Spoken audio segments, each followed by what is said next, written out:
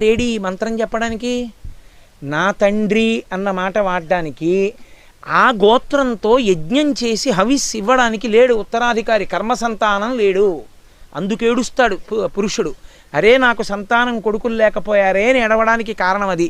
అంతేకాని వాడు ఇంకోటి వెలగబెడతాడని కాదు. అందుకే వేదం ఎప్పుడు చెప్పినా ఒకటే చెప్తుంది, అగ్ని పట్ల చాలా జాగ్రత్తగా ఉండు, అగ్నితో చాలా జాగ్రత్తగా ఉండు, చాలా జాగ్రత్తగా ఉండు, అదే నిన్ను తీసుకెడుతుంది. ఎందుకని? అగ్ని పట్ల మర్యాద లేని వాడిని అగ్నిహోత్రుడు దేవలోకాలకి తీసుకెళ్ళడం. ఎందుకు తీసుకెడతాడు? శరీరాన్ని హవిస్సుగా ఒక్కనాటికి తీసుకెళ్ళడం. ఆయన తీసుకెళ్ళకపోతే, ఆ మంత్రాన్ని అంగీకరించకపోతే వీడు యమసదనం వైపుకి వెళ్ళిపోతాడు. అందుకే మర్యాదతో ఉండాలి అగ్నిహోత్రం విషయంలో. ఎవరికా పాపము అంటే ఇంటి ఇల్లాలిది కాదు, యజమానిదే.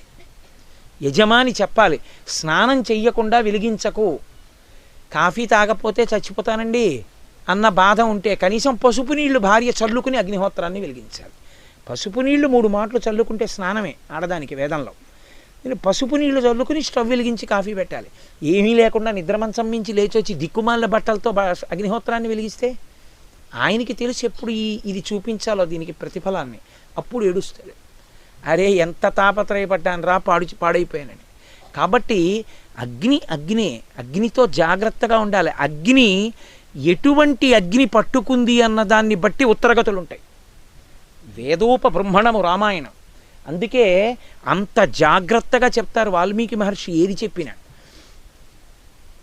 కొడుకు రగల్చాలి, అగ్నిని రగల్చి అందులో వెయ్యాలి తండ్రి శరీరాన్ని. ఇప్పుడు వాళ్ళు ఎలా చచ్చిపోయారు?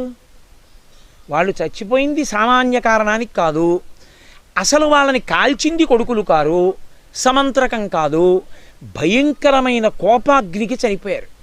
బ్రాహ్మణ కోపాగ్నికి చనిపోయారు వాళ్ళు. ఇప్పుడు వీళ్ళకి సామాన్యమైన జలములతో తర్పణిస్తే వాళ్ళకి దాహం తీరదు, వాళ్ళ నీళ్లు తాగడానికి వాళ్ళకి అధికారం ఉండదు. అంటే చూడండి, మనిషి బతికుండగా చేసినటువంటి దోషాలు తరువాతి కాలంలో ఎలా కట్టి కుడిపేస్తాయో చూడండి. ఇప్పుడు వాడికి దాహం తీరదు. ఎందుకని?